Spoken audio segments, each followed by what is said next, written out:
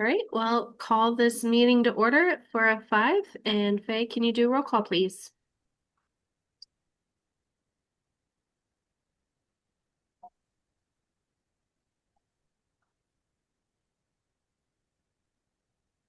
Sorry about that. Meghan Markle, Here.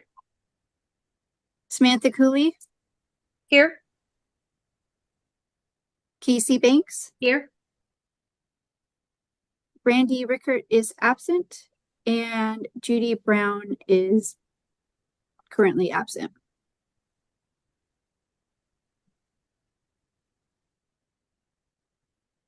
Okay, so we still have a quorum though, right? We're 3 out of 5. Yes. And we'll keep working to see if we can get Judy in the room.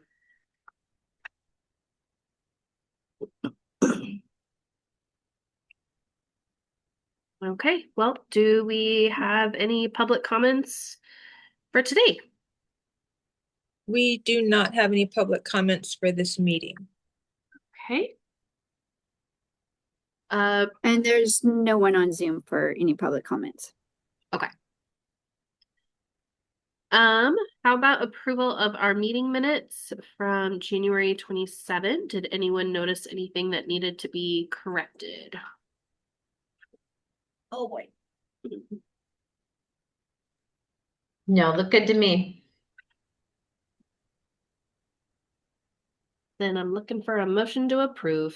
Well, actually, no. Again, my name is misspelled. Faye, I'm sorry. And my last name is misspelled in the roll call. Is it just that one place? I believe so. I apologize for that. I will make No, sure that is corrected. It's okay. It happens all the time. Thank you. Anything else? All right. Is there a motion to approve as amended?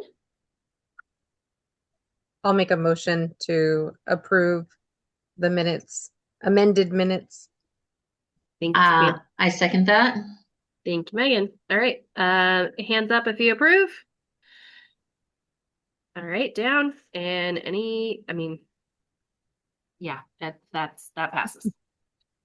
Okay, this cat is incessant. I apologize. So we are ready to hear from Leanne on the review and consideration of the Affordable Housing Trust Fund. Notice the funding availability memorandum. Okay. So we've been doing some internal inquiries to see where we are with our trust fund. And it looks like currently we're at just a little over $72,000 in that fund. And we wanted to see kind of gauge interest with the group to see about posting a new NOFA.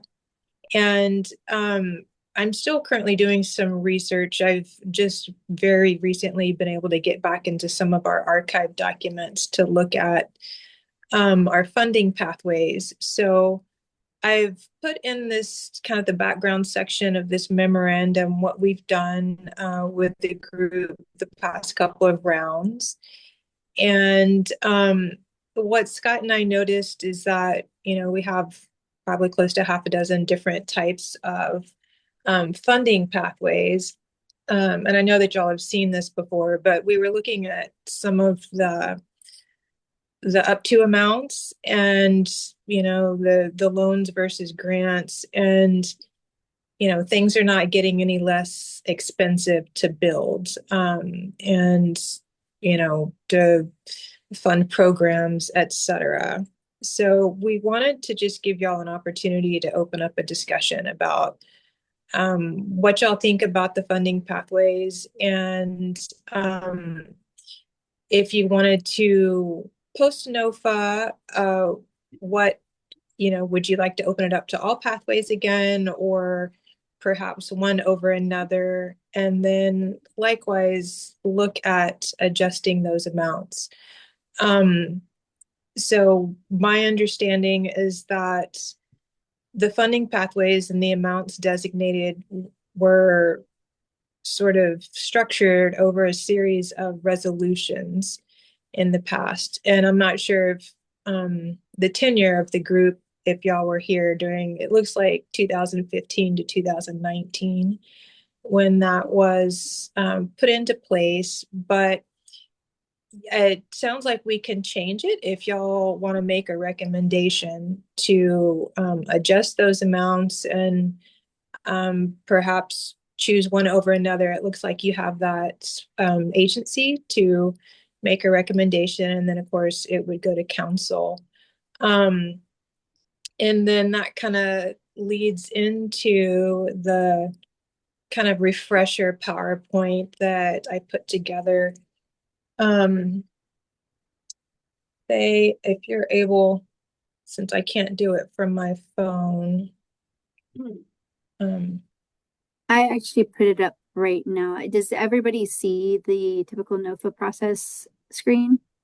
I can see it. Okay, Yes. so I don't want to mess anything up on my phone. Okay, great. So you're on that slide.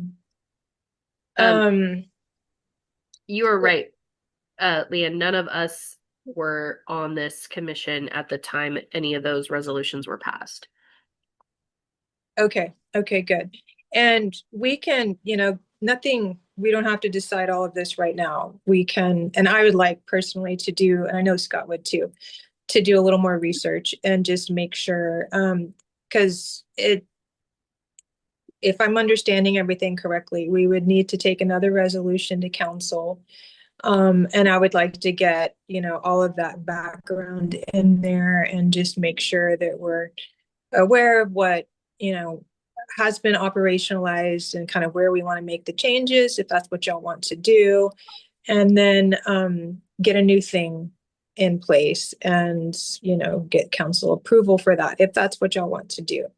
So kind of with the typical process, this little flow chart, we would kind of do what we're talking about. We would, staff would do some homework. We would evaluate a draft NOFA, make modifications, adjustments, and then make a recommendation that would go to council for consideration. Step 2 is council receives and reviews that in session. And then hopefully approves it. And then the scoring rubric, I mean, we could also revisit that. I know that scoring rubric did originate with this group, probably also a bit prior to maybe y'all's tenure with the commission. But I did find evidence of that and kind of how that came to be, but everything's sort of linked together from like the goals for the commission and what the trust fund is about is reflected in that scoring rubric. So, if y'all wanted to take another pass at reconsideration of criteria, I think that is also open for discussion. And I then have thoughts on that. okay. And then phase 3, we would get everything the way we would like it, and then we would, make an announcement. We would post that NOFA, and then we would start receiving applications like we've done in the past, and we would review those. We're into phase 4 now. And that's, y'all have done this a couple of times, my time with y'all where we've scored everything, evaluated it, logged it in, and then y'all make recommendations. And then it would go to council for approval, denial, amendment, etc. And then, hopefully, awards would be allocated. But that's the basic process. And I know, Samantha, you're the newer commissioner to the group. So hopefully this is making some sense to you in terms of like how It we've does. typically okay, good deal. And then next slide. And this is just, an example of what we've used the past couple of rounds for our NOFAs. And This is almost verbatim the same as the CET scoring rubric, if I'm remembering them correctly.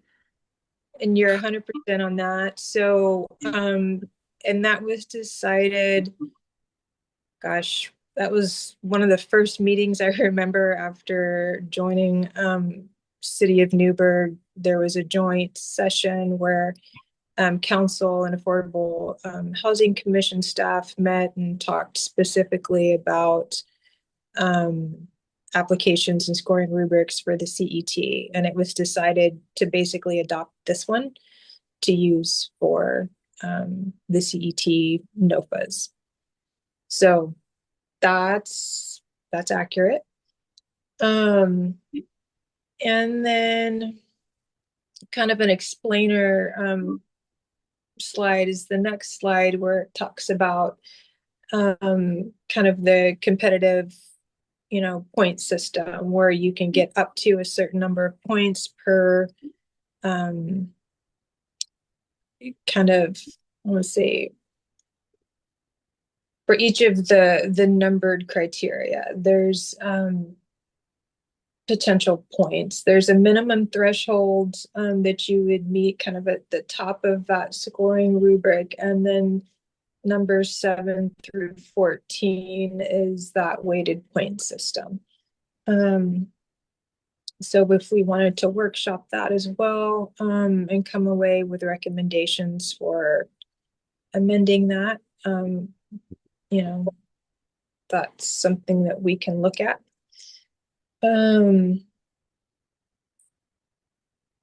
Yeah, so, and then up to a maximum of 70 points. And we have, previously in NOFA rounds, we've had some really strong applications where we did, award just about the full amount, and are up to 70 points. And then this is just sort of a, hey, here's a snapshot, the last slide of we haven't had to do, the state hasn't tapped our shoulder this last year to do another rent burdened workshop, although we are still considered rent burdened.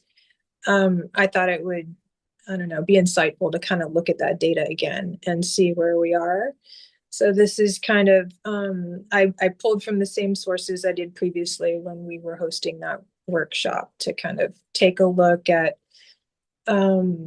what's our threshold number look like, what's 80% look like, what does 100% look like, and then folks that are also beneath the 80% and the 60% range, what does that look like? And then average rent. Some of our neighboring cities are kind of plateauing out a little bit, which I think is good.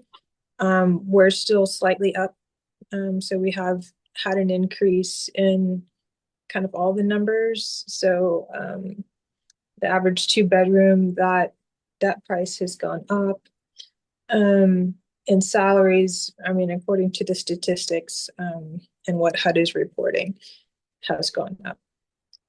So that's our data, our current data from 25. So that's essentially the gist of the content that I have. It's a beginning, place for y'all to start your discussion, and then we can start, assigning tasks and homework and things like that according to what y'all would like to do. Great.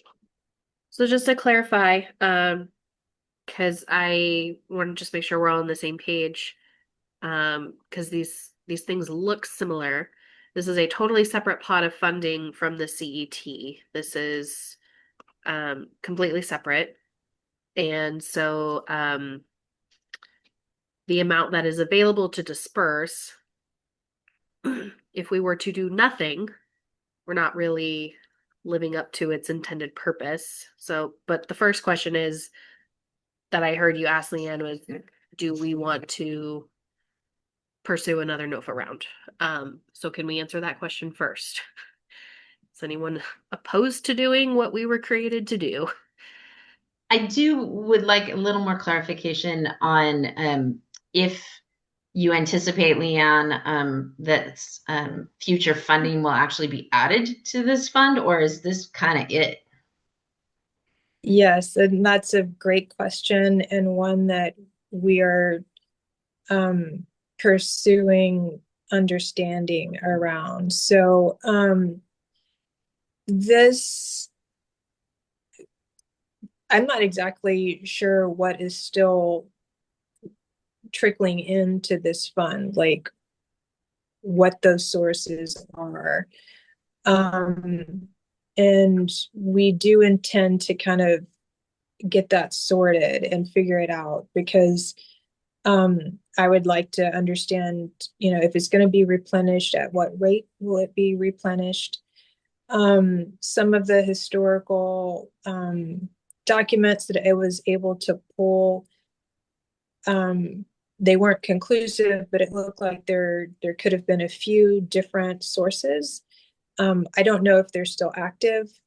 Scott and I were both pleasantly surprised that there was that much money in this particular account, which I think is great.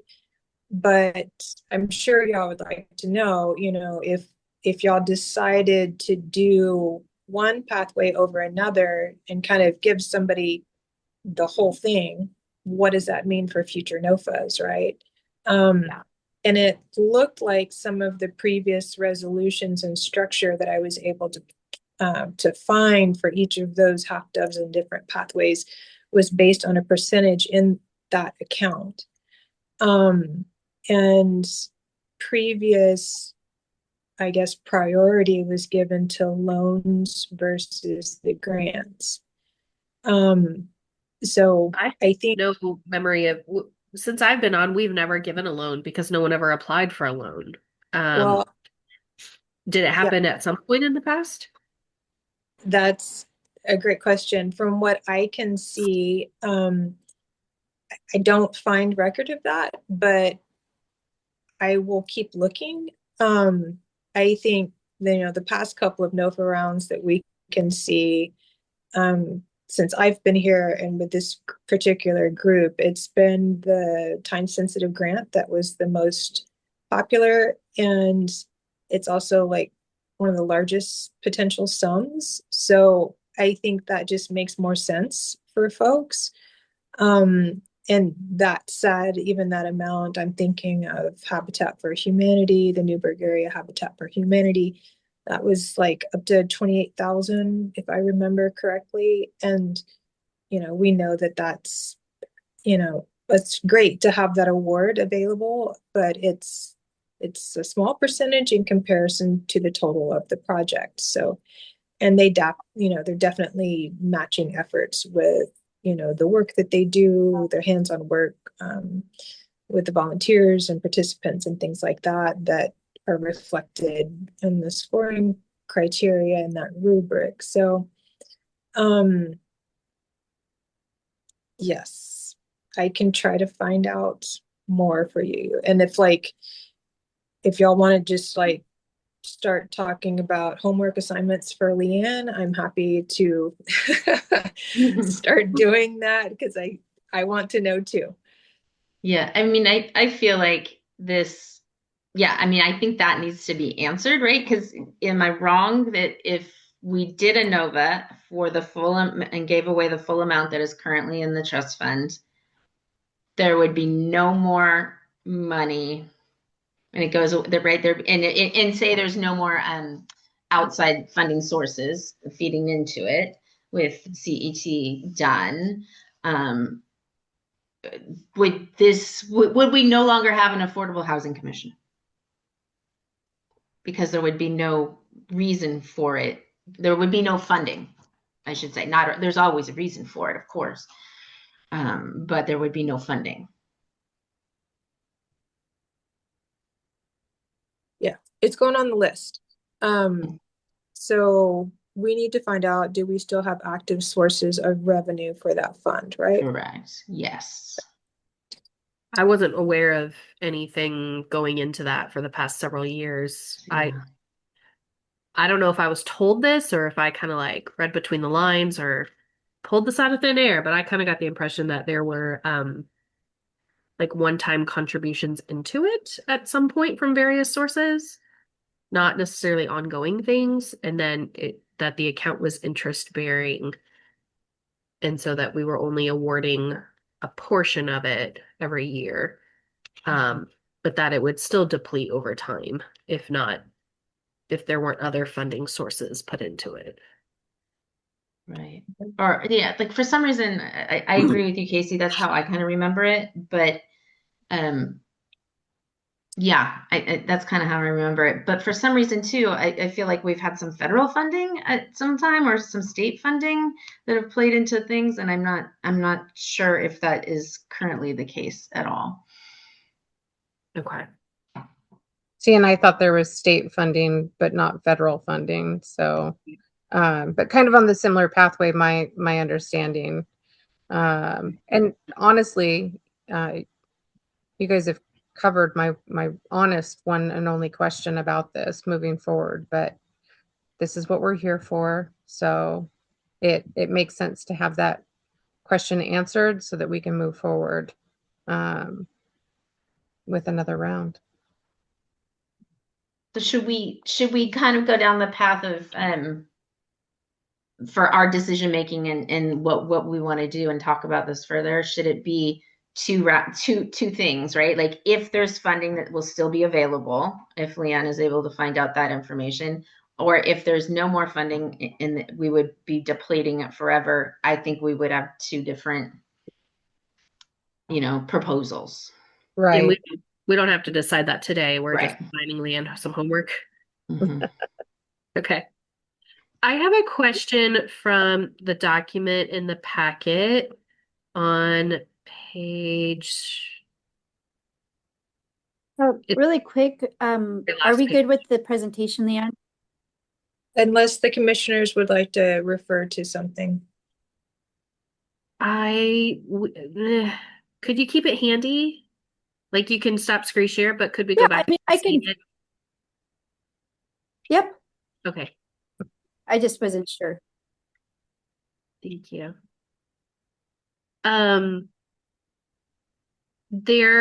So in the very last page of our packet, there is 3.35.050 establishment of policies and procedures. And I noticed the very first sentence of that says that the determination of eligible applicants are established per city resolution and may be amended from time to time. So I don't think in recent history, Leanne, we've reviewed any of those priorly adopted city resolutions, but I'd be very curious to see what's the most recent one there is. And did we screw up anything in the last round, or was it all fine? But Yeah. but could we draft a new city resolution to ask them, I don't know the right wording, but something that applicants' eligibility will be determined by Appendix A, scoring rubric, the minimum threshold criteria, so that it's very clear, black and white. There is a minimum threshold criteria, and we don't have the same problem that we did last time. Because we had at least two different assumptions. Groups of people who were assuming like this is binding or no, it's not binding. So if we're going to go into another NOFA round, I'd like there to at least be something in writing that says this is binding eligibility requirements so that we can proceed from there. Yeah. So I can tell you that that's what I spent pretty much my entire morning on was once I was able to get back into those documents was looking for the progression through those. I think I found it and it will definitely be available for review when we meet again with the packet. And then, yes, it looks like if I'm understanding correctly, we would be making a new resolution. So we would work on drafting that. Okay. And yeah, we can do like track changes in a document, that sort of a thing. And what we'll I'm just kind of thinking ahead. I need to talk to Scott about this, but we'll probably based on input today, kind of take a first pass at a draft and then have that available for review.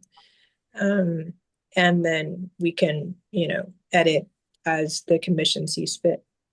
And that then once we get that where y'all want it, we would take that to council. Okay. Yeah. I had one thought on the scoring rubric itself, which is, when we get to that point, if we want to make any edits, just a conversation of do we have any opinions on awarding grants to organizations who have received grants from the city in the past, like, I don't know, say 3 or 5 years.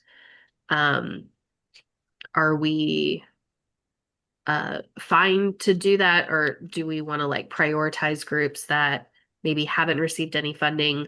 And so I just thought that maybe we could add like a little 5-point category for any organizations who haven't received funding in the past several years. But have I previously have received something. that previously had not. So they would get Okay. an extra few points if they had not received. Like a So brand new organization probably is what you're talking about, right? Or just, it doesn't even have to be a brand Yeah. new organization, just someone who's never applied with us, so that, if Habitat applies again, we totally could award them something. But if Habitat and another organization applies, do we just want to consider a mechanism where we would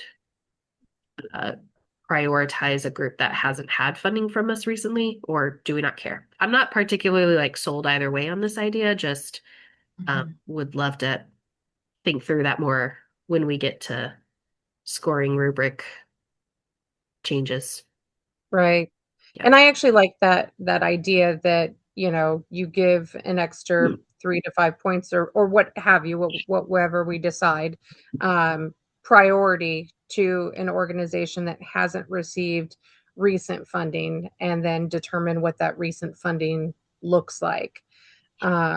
So that, it potentially opens up the door to somebody who might be apprehensive to apply, but also doesn't exclude prior organizations that we have funded that are doing good work, but definitely opening that up, I think would be fantastic. So what does that look like in terms of the modification for the scoring rubrics? I think you would just add another row at the bottom that said something about, an additional 5 points for an organization that hasn't received funding from the city in the past X number of years, maybe an additional 3 points for an organization that hasn't received money in the past different number of years. So that like we know it, is it 1 through 5, or is it 0, 3, or 5? Just so that they earn points if they haven't received it recently, and we Right. define it numerically in some way. Okay. So what's a good timeline for that? Approximately 5 years, hasn't received funding, 3 years. Have we had a lot of, actually, have we had a lot of repeats? Just because I'm a new commissioner, I don't know this answer, but have we had a lot of repeat organizations come back for funding in Not, these cycles? I, Habitat's the only one. Or what? And Yamhill County is too, right? Well, I don't know. Were Because they, I mean that's what they do. yeah, but was it the Affordable Housing Trust or was it CET or I mean, we're counting Mhm. both in this. So Right. the groups that have applied for these smaller amounts through the Housing Trust, I don't know if it's been repeat, but my interest in adding this is that it would apply to all city sources, not just this one in particular. Right. And we've had people apply who didn't get it, so that wouldn't count against them. Yeah. Okay. I am kind of hearing you. Hi, Judy. I would love to add the extra points for people who have put in the work beforehand if they've gotten it, or even if they haven't gotten it. But I like the 5 points. At least there's a few points given to the folks who have already received it, and we know that they're accountable and so on. That's just my little bit. Judy, I think the way you describe that might be the opposite of the way we've been describing it. Oh, well, sorry. Were you wanting to award more points to people we've already worked with or more points to people that have never received a grant from us before? I was thinking more points for people who have applied and already have used the funds correctly. And that's always a bonus to any system because you have a record of them. I don't think 5 points is that many. So if it needs to be 2 or something, but they need to have some added bonus because they're accountability. So like whoever has received some of the grants that we've given, that they have, that's a bonus. That's what I think. But again, you're thinking the opposite. More people to apply. It'd be nice. I know it's nice to give out more, but it's also nice to have the people who repeat and given have used the money wisely, that because they've had to have accountability with the money that they've used. Right. That's No, true. Organizations that are in good standing, right? Like with Right. the city. Correct. Yeah. Yes. And that's a fantastic point to bring up. Yeah. That, maybe there's two additional, you get X amount of points if you've previously had a grant and you get X amount of points. That way it kind of covers both, 5 extra points if you haven't received a grant, but still 3 extra points if you have, and you have that accountability piece, where you've used the money wisely and in the manner in which that it was intended. So you're still offering, I'm trying to think this through,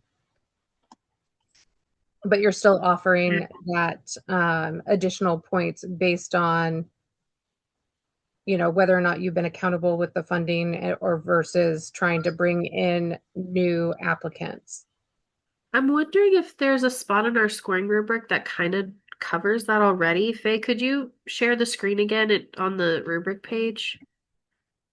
'Cause there's something I thought there was something about it's not worded like that, but like demonstrates capacity to do Follow the through. project, something like that, which if they've shown us past success would certainly apply. I don't know if we're going to be able to read this, but maybe. It just makes it, to me, it just makes them more accountable that they're going to follow through and they're going to use whatever, even if it's $5,000 or whatever small grants or whatever they're asking for, they're Number they're going to 13 follow through. 13. I was gonna say 13. Yeah. has had demonstrated successes completing projects of similar scope, which might be with us, which in previous funding, but it might also be like other things that didn't involve the city in the past. Right. But there's definitely a place to award points for a group who has demonstrated past success. Right. Yeah, so I think that kind of covers it because that doesn't exclude anybody. They could potentially get up to 10 points if they can show that they have, previously demonstrated that. But it's just adding those additional points for somebody who might not have applied previously. Thanks for sharing that, because I think if I were applying for a grant, then I would want to share those. I've gotten grants from here and they've helped us to do this and we followed through, or there's some letter from that organization that said that we follow through. So Right. yeah. I think that would be highlighted. 13 would be a good for organizations who do apply for these later on, that this is a good thing to have in their resume or their whole application. Yeah. Without a doubt, I would agree. And I think previously for me, some of the previous applications,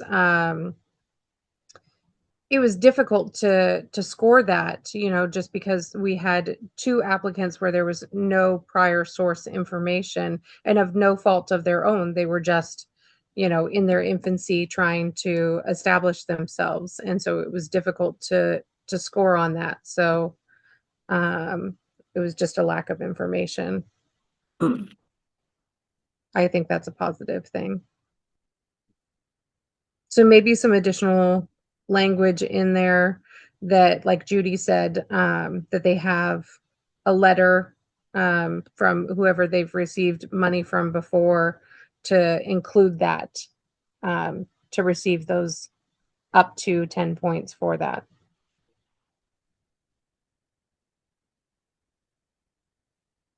I'm just reading the language. Yeah.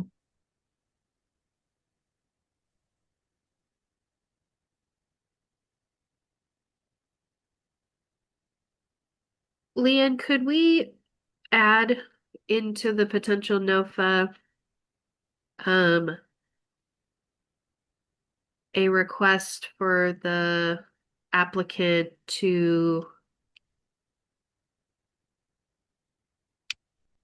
attend one of our meetings and maybe give a presentation and or be available to answer questions? Absolutely. So so what I've done this morning is I'm gonna probably pull together key documents that reflect those previous conversations that ended up in resolutions. And I do remember something from this morning's excavation that talked about presentations to the Affordable Housing Commission. So I think that would be really helpful. So just have that, and then that's up to your discretion, of course. But if you wanted to have that built in to the process, then we can do that. So I'd like that to be named explicitly in the NOFA paperwork so that they know to expect it. They have a date. Because I feel like there was a round of this. It was not the CET, but there was a round where like one of the applicants was on the Zoom call and they were answering questions for us, and then the other party wasn't. Maybe they were. I don't remember. I really don't know. But having them there answering more questions was really helpful. But I also know that everyone needs to know that that's like the expectation up front so that we don't create an unfair setup for that down the road. No, I think that's fantastic. If it's just clear up front that that's part of your application, is that to be considered, you need to be available this date and this time for potential questions of the commission. I think that would And maybe it's not make a a big difference. yeah, maybe it's not a requirement though. Maybe it's Okay. bonus points if you do it, right? Like Okay.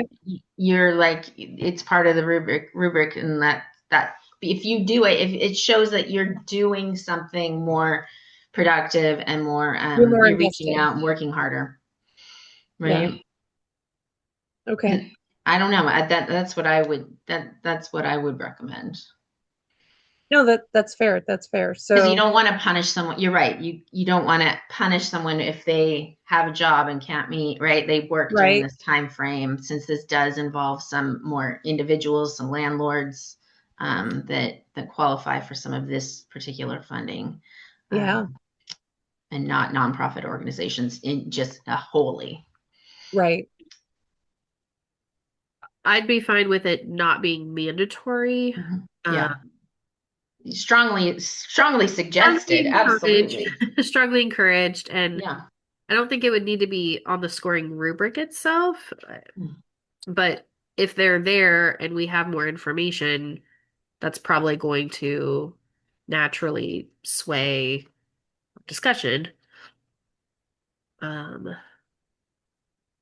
do we have the ability in that additional, someone who hasn't, the addition where we're adding, if someone hasn't had a grant, hasn't been funded by the city before, add it in that particular area?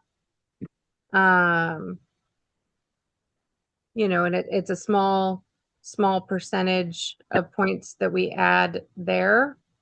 So it's not a significant amount. Like you said, those bonus points, they're not necessarily penalized. I'm talking through this because Megan, you brought up a really good point, not penalizing somebody that can't attend. So maybe it's something that's an insignificant amount of points essentially, but might be the extra little threshold that gets them there. So it's 2 points just for attending versus a lot of these, it's 5 to 10 points is the marker.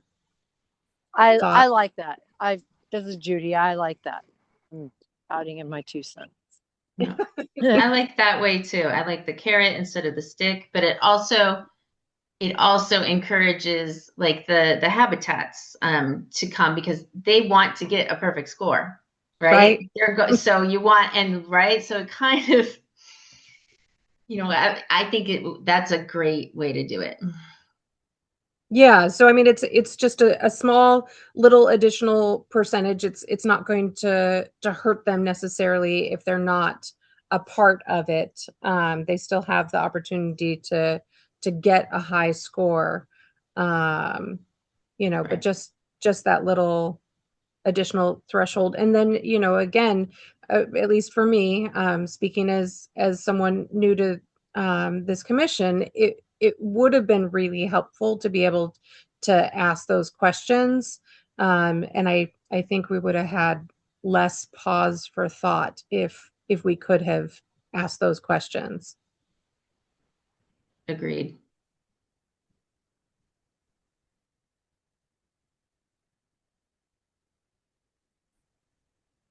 Okay, so what are the steps moving forward then? How do we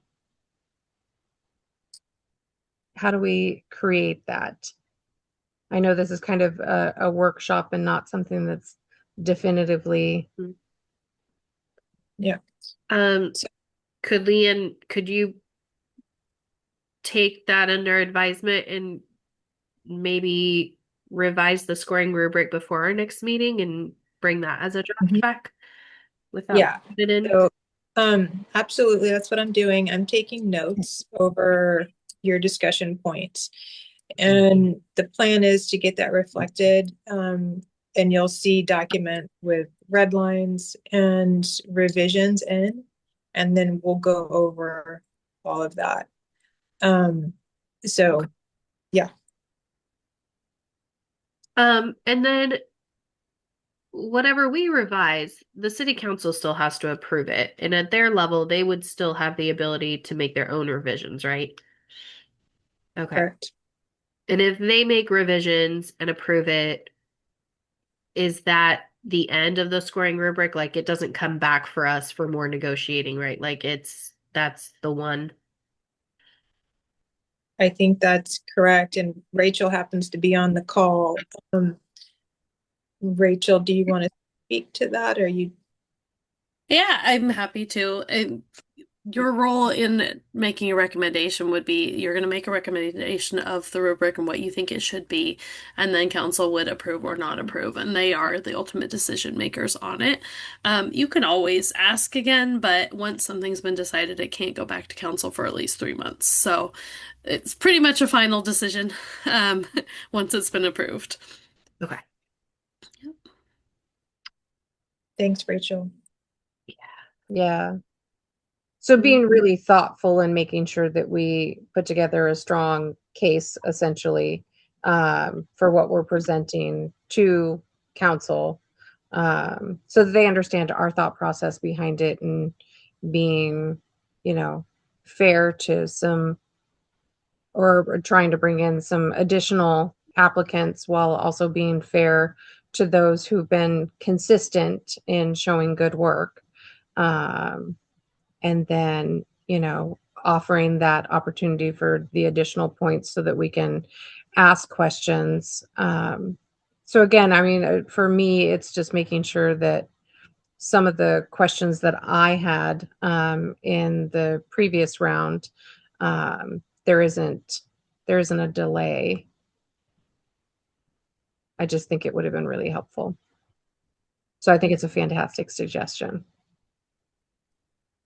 And just a tip for working with council, it's always a great idea to try and get your council liaisons, which I think is it's Jerry Turgeson for this committee, on board with whatever it is, get their feedback early because they may be able to kind of gauge the temperature for you, have some ideas on how it will be more palatable to whatever council is standing at the time. Right. It's a fantastic idea.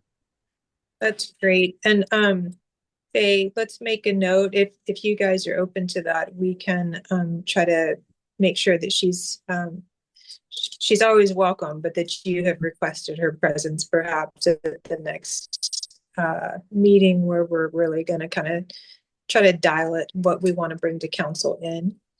So I think that would be really helpful. Then we can kind of gauge that with her. Who can reach out asking Jerry about that? I had a conversation with her maybe a month ago where I got the impression that she might have like a standing conflict with our meeting time. I just hopped on. I'm here. Yes. Oh, hi. Sorry. Wonderful. I'm here. Hi, Jerry. You must have known we were talking about you. So that I don't take it personal. Unfortunately, I feel like suicidal crisis kiddos tend to coincide with this meeting for some very unfortunate coincidence. So I just got off the phone with a mama, and so I'm here. Well, so thank you for joining sorry. us. Yeah. No. It's actually really helpful because we were just talking about inviting you to our next meeting so we could chat with you about a couple of things. And wanted to make sure that it worked with your schedule the next time we would meet. So frequently the 4 o'clock is a little bit tricky, but I've been trying to like work ahead of my schedule so that I can have that freed up, so that I can be available specifically for this meeting. So Jerry, what if next meeting as I don't know how much of it you heard, but we had some questions kind of where council was at. We wanted to make some revisions to the rubrics, and we had some thoughts behind that as to what that language would look like. possibly tabling some of that discussion towards the end of our meeting so that maybe it would be easier for you to jump on like you are today a little bit later. Yeah. Because we really would love the dialogue. I mean, it's incredibly helpful. Yeah, absolutely. No, I would love that. Okay. I think that'd be really helpful. And then if there's things that you want to send me in advance and have me look at, I'm happy to do that too. And then that way I can come with my thoughts and ready for a conversation. Right. Yeah. Something we talked about earlier today was drafting a city council resolution that would be really clear about the eligibility requirements for this grant process or loan process, and naming in there that eligibility requires, meeting the minimum threshold criteria on the scoring rubric so that we don't kind of wind up in the same position that we were on the last round with the CET funds, where it wasn't clear if the scoring rubric was binding or not. Just get some clarity on that. So while you're here, maybe you could give us just some like rough insight on, do you think in general the council would be open to saying, yes, the scoring rubric is binding, and here's the scoring rubric that we're all comfortable with? Or do you think there's any scenario where like the current scoring rubric gets tossed out completely and something brand new comes in its place? Like not from us, but Mm-hmm. do you have any sense of that? I historically have not had grant experiences where a rubric has been shifted mid-process. That was new for me. Like personally, I like clarity and communication and intention in outlining. And so I think that having a really clear rubric and presenting that to council with like rationale and understanding, and this is why, and then being able to uphold that. And then if for some reason there are 0 applicants, because people don't meet criteria, maybe we revisit it as a group. But I really like the thought of having an initial standing, like clarity and expectation. Because I also write grants and I don't want to waste my time or have someone pay me a lot of money to write a grant where I know we don't meet the criteria at the outset. And so I will own that that's like a personal bias that I hold, just given my experiences in those areas. But I would really like to get consensus from council that way. Yeah, I'm I happy to take that to a meeting or kind of whatever my role is in that. I think having that clearly defined would be incredibly helpful. And then, we had some, I don't necessarily, think that it's necessary to reinvent the wheel. But, just some additions to the current scoring rubrics would be helpful. That clear, concrete language. And then we were talking about incentivizing, 2 bonus points if you join one of our meetings via Zoom to present it. That way, like for me previously, there was a ton of questions that I had being new to the commission that I couldn't move past in an absence of information, and it didn't seem like they met the criteria. I wanted to score them fairly and appropriately. There was just an absence of information that made that challenging. And again, that's simply for me. I'm not speaking for everybody. But I think it would have been helpful. So we were kind of workshopping some ideas, some things in which that we could give some additional bonus points for. And so would council be open to that, where we're not completely reinventing the wheel and changing it? We're just adding some additional language, some clear criteria, and then some additional opportunities for maybe opening up some other applicants who haven't applied before, and so forth. but not excluding someone who has applied and received funds, obviously. Mhm. I think that feels very reasonable. I have similarly had grants where I have written and then had to go do a 10-minute presentation. I think that those presentations like had an objective rubric attached to them. And so I think we want to just be thoughtful about how we communicate like bonus points versus Yeah.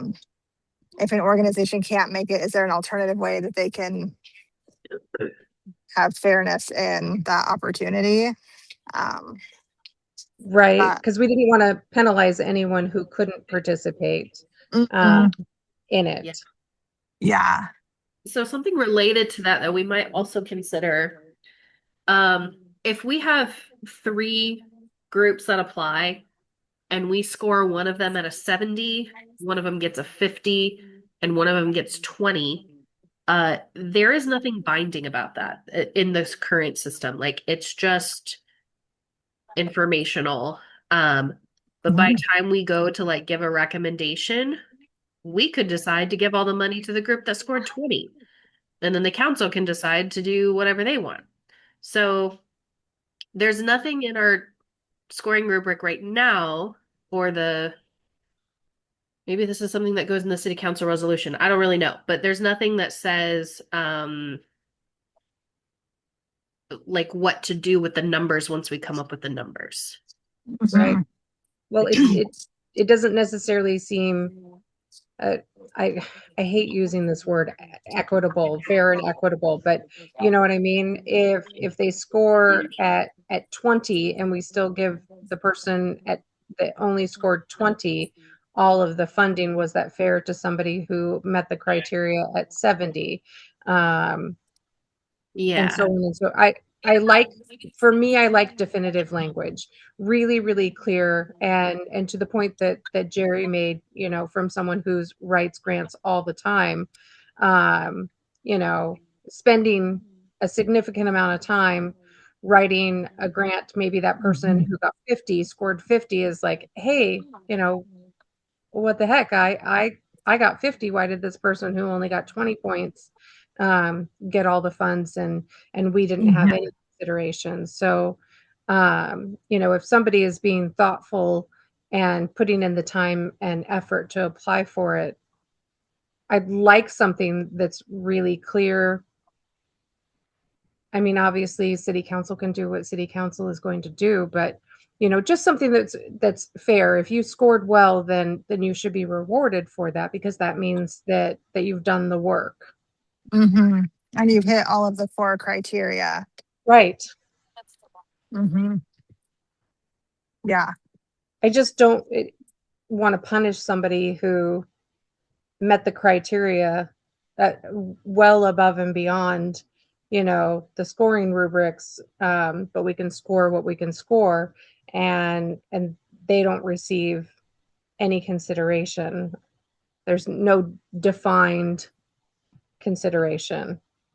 I don't know what the mechanism is to like put that into practice without severely restricting our hands at the same time. Right. You know, because like if you've got an organization at 65 and another one at 63, that's so close that I don't think that that's an issue. But when you've got a bigger spread, I feel like there should be some wording, maybe in the city resolution, that's maybe not like, it's not vague, but it's also not super prescriptive, that says that you know, the scoring value will substantially influence the award, something like that. Right. Well, and that's where your language that you had suggested, that you must at least meet the minimum qualifications, it doesn't tie the hands to a specific number, a specific score, but you know, I mean, it, at least for one of them, if I'm remembering correctly, didn't appear to meet the minimum qualifications.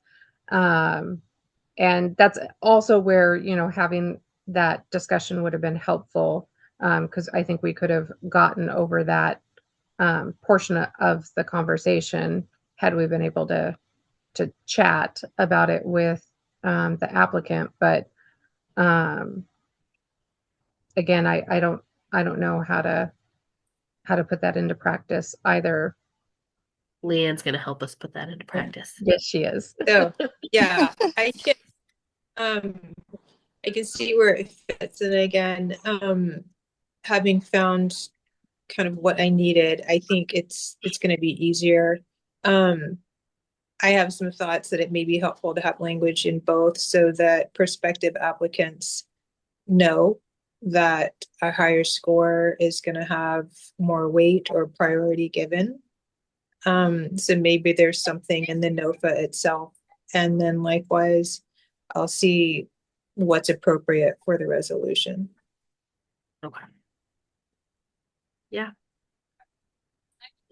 You had also mentioned early on, Leanne, something about, I think it was the number 4, like all 4. It's that list of like grant versus loan, time sensitive versus something. Like it's one pot of money, but there's 4 or some number of options that the applicants can choose from. Right. And one is super popular and the others never seem to get applicants. Yeah. So, back to the memo. And again, this was taken from previous NOFA rounds when we were circulating memorandums about pathways that had been established and previous like monetary amounts. There looks like 5. So there's the competitive loan program. There's a rehabilitation loan program. There's the time-sensitive loan program. And then the time-sensitive grant program. And then lastly, the manufactured home rehabilitation and repair program. So all of these pathways were posted in previous NOFAs, but the one that folks seemed to be attracted to was the time-sensitive grant program option. And that also has the highest monetary amount available. At last posting, it was $28,580. So there's that. And then the other programs that I mentioned previously, the amount was hovering around $14,000, but the rehabilitation loan program, let's see, this program provides loans to landlords so they can rehabilitate dwellings and make them safe and decent for rental to low or very low income families. And then it says loans are available in the amounts ranging between $2,000 and $15,000 and may be increased up to $25,000. So to me, that sounds, you'd have to have the right program to fit some of these other pathways that might be a little more restrictive, or just somebody might not have something like that in the works at the time that we post the NOFA. But also that sounds a little more laborious administratively, right? There's more sort of structure around that. So I can speculate perhaps as to, those might be the reasons why those weren't chosen. I couldn't say for sure, but I also didn't really find any documentation for that in previous NOFA rounds that was selected. So I'm on a Zoom call. I can certainly keep looking though to see if somebody did pursue one of those other pathways in the past. Okay. We had one applicant a few years ago who really would have been great for the rehabilitation loan program. He just kind of decided that um I, I don't know, like things just kind of became administratively complicated. But they would have been great for that. I don't fully understand the difference between like the competitive loan program and the time sensitive loan one. Do we have to have all five of these, or is there wiggle room to like redo the categories at all? Narrow it down. Yeah, so again, this is preliminary, but it's my understanding that yes, and that we or the group would come away with draft language for a new resolution. Council would have to approve, but the history of how these pathways evolved, it looks like it was through resolutions. So that would be, if that's something that y'all would like to revise in terms of pathways and monetary amounts, then you could task me with that, and Scott and I can get our heads together about trying to reflect the desires of the commission. Leanne, are there preferences from the city standpoint around like optimization and least amount of burden for you all to navigate?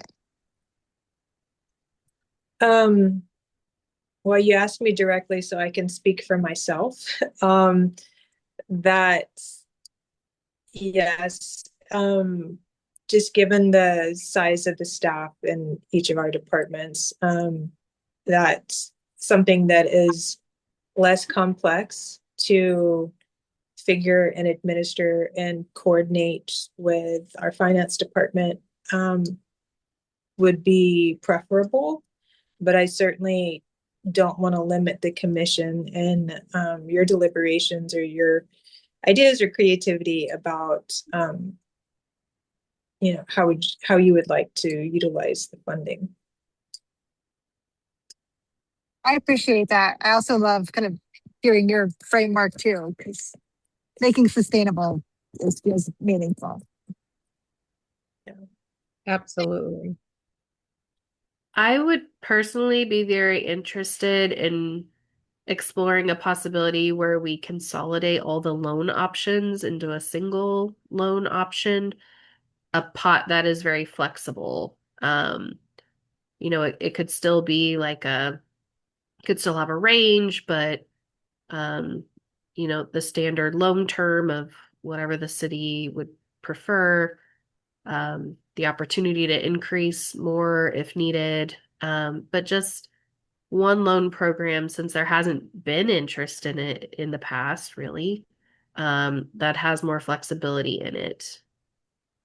And I also am wondering, did the language here about time sensitive, these applications will be accepted at any time during the year, or it's first come, first serve, did that reflect a previous era when the application was available year round and the Housing Commission reviewed them as they came in? Because for the past several years, we've been reviewing them like at set times every year. Yes. So I can, if it's all right for me to jump in there. I did see evidence that, Commissioner, that both the time sensitive loan and grant that could be applied for at any time. And it did, just looking back through the available files, it also looked like there was sort of peak activity between 2018 and roundabouts 2021, where the Affordable Housing Commission was meeting a bit more often than quarterly. And there was just, it looks like more going on. So the content of the meetings were more robust. There were, I wouldn't say a flurry, but there was a series of resolutions being drafted between 2015 and 2019, and then those programs being utilized, the various pathways. And it looked like it was, a progression where some resolutions were crafted and then repealed by the next one, and new language was, inserted. Some might have fallen away, that sort of a thing. So, and I'll make sure to have in the next packet for your review kind of where that landed, like the latest and greatest, and that I think is what set up these pathways that we've utilized the last couple of rounds. But it's my understanding that that's how they were created, so that would be the mechanism for us to amend them. So.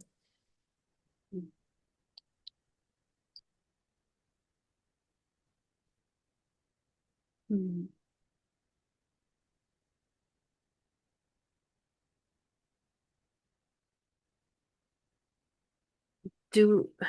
What do you all think? Does the language of time sensitive and having the things kind of available year round, I don't know if that is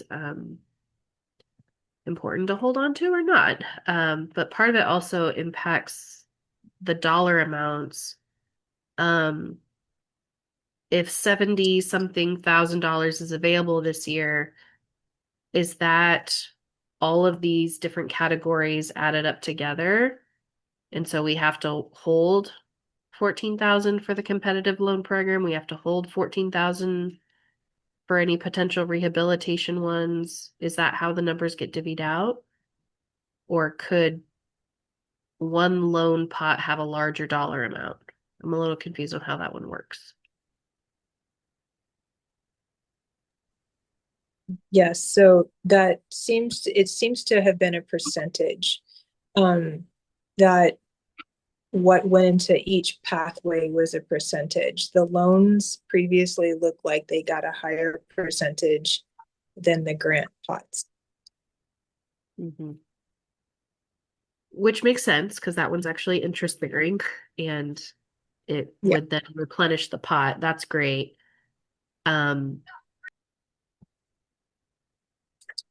But if we have one person apply for a loan and there's 3 pots and each pot is capped at 14,000, then we can't go above that. But if they needed 25,000, if all 3 pots were combined, the threshold could be higher.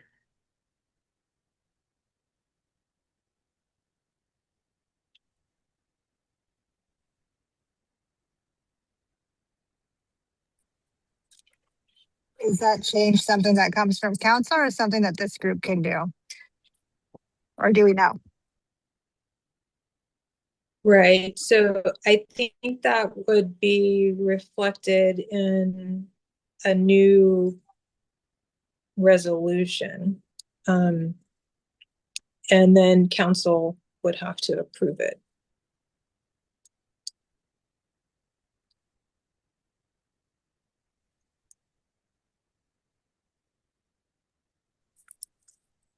And then I'm so sorry, Leanne, that I don't know this. Like this funding that is in these loan buckets, is it like use it or lose it funding, or do we just like keep it year after year after year? Like if we don't loan it out or utilize it within a certain time period?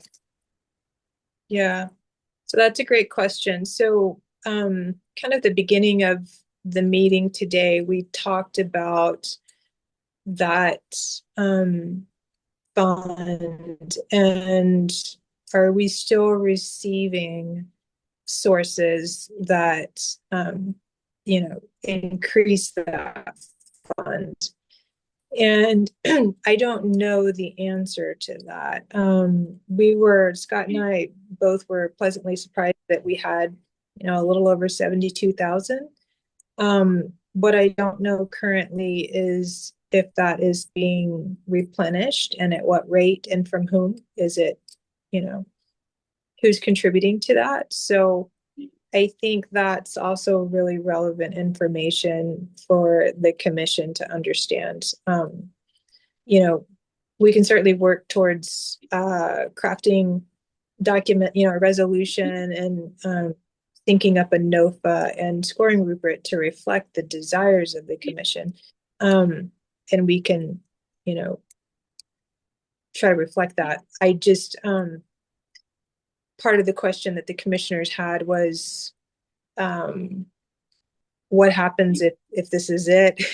And if we, this next NOFA round, we award all of the money, what happens, for the future of the commission? So I think those questions are still outstanding at the moment. Yeah, no, that makes good sense. And probably like everybody, I would love to learn that information. So Yeah. Just not being here for some of that history and trying to catch up after folks who were very active have moved on.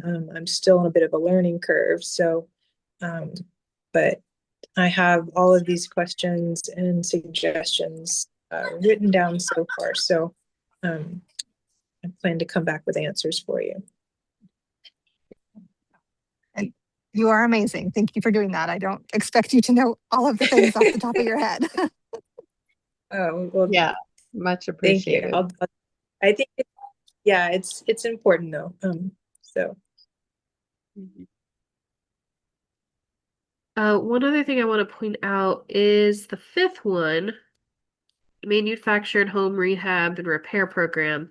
Is that the only one that is limited to nonprofits?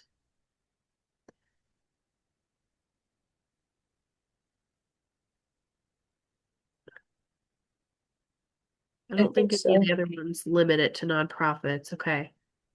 And then what does it mean in that section?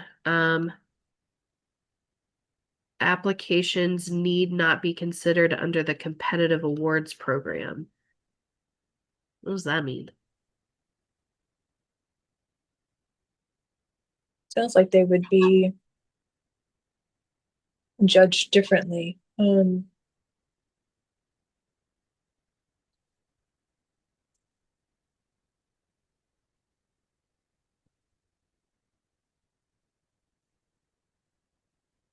That's a good question. It almost makes it sound like they wouldn't be judged according to the rubric, but I don't know that for sure. Maybe just dig into that too and see if we Mhm. need to propose anything different to that. Okay.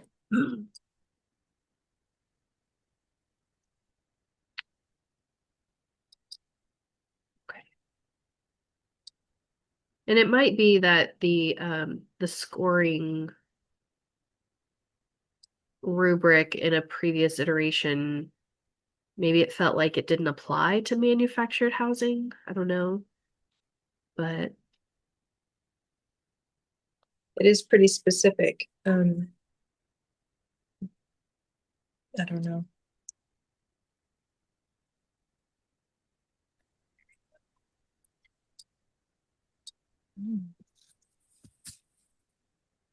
well, we're growing your list of things to research. Are there other questions or things that commissioners want to bring up right now to add to the growing list? No, I think we we gave a significant list. Yeah. And I think those are the most pressing, right? I don't want to overload an already large workload. Yeah. Thank you, Leanne. Oh, no, it's my pleasure. I'm happy to do all of the above. I am curious about the 501c3 requirement for that one. Like, do we have a local not-for-profit that works exclusively with manufactured homes, or is that like I can't off the I- top of my head think of one, but that doesn't mean one doesn't exist. We have two. Do we have two? Okay. So the Yamhill County Housing Authority has a program that's been I rehabbing did manufactured know that homes. one. And then Habitat also has a program called, Okay. don't remember what it's called, but it's like when they aren't actively building a house, they have this program where they are like building wheelchair ramps and Okay. things. So this is structured that like Habitat would submit a grant for this money and then low income manufactured homeowners would submit to Habitat Yeah, yeah. as opposed to like the city navigating one-off residents independently. Yeah. Okay.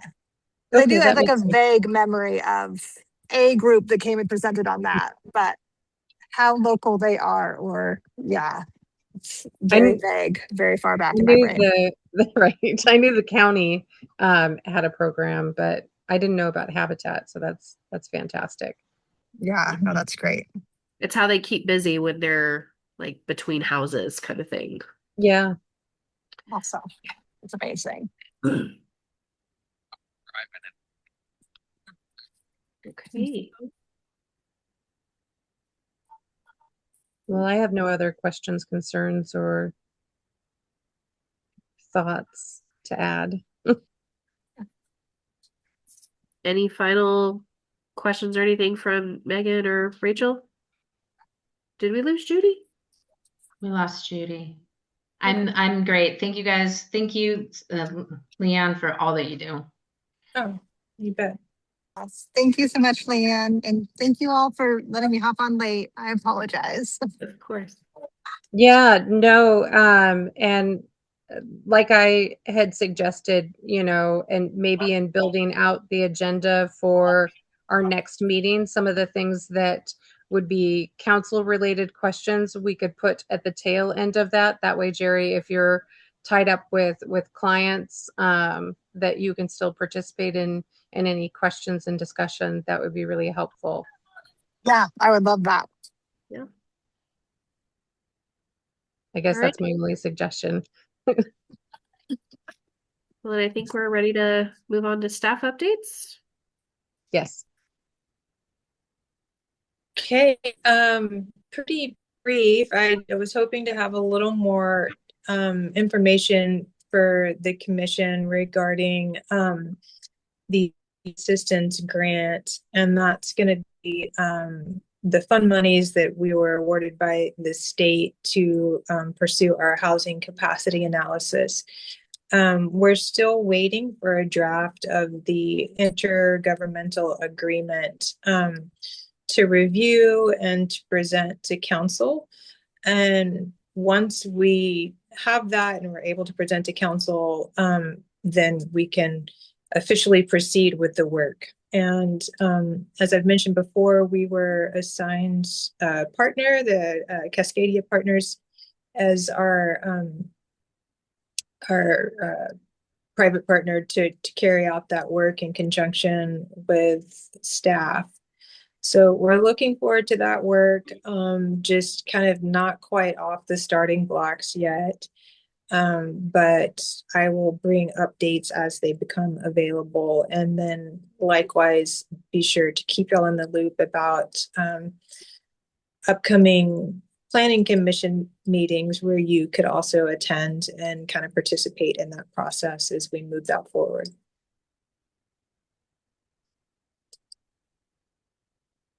And that's it. Aside from all the homework for next time, but I think it'll be good and well worth it. So that we're all kind of on the same page about where the commission is now and where we're going, and making sure that what we're offering to folks makes sense for the group now and the resources that we have available. So I think it'll be worthwhile effort. Absolutely. I think this is a really thoughtful commission. So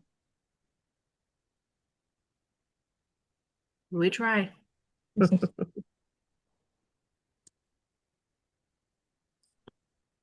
Okay. Um, that was all for staff updates, Leanne. That's it for today. Okay. Any items that commissioners want to bring up? No. No. I don't have anything either. Our next meeting is scheduled for July 23. Make sure you've got that on your calendars as you're planning summer activities. Right. It's my birthday week. Yay.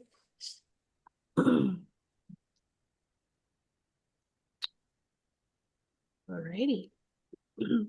Well, we ready to adjourn? Unless y'all want to stay on and chit chat for a while. No, I was just putting the meeting in. So you said the 23rd? Yes, it's a Thursday, July Okay. 23. Perfect.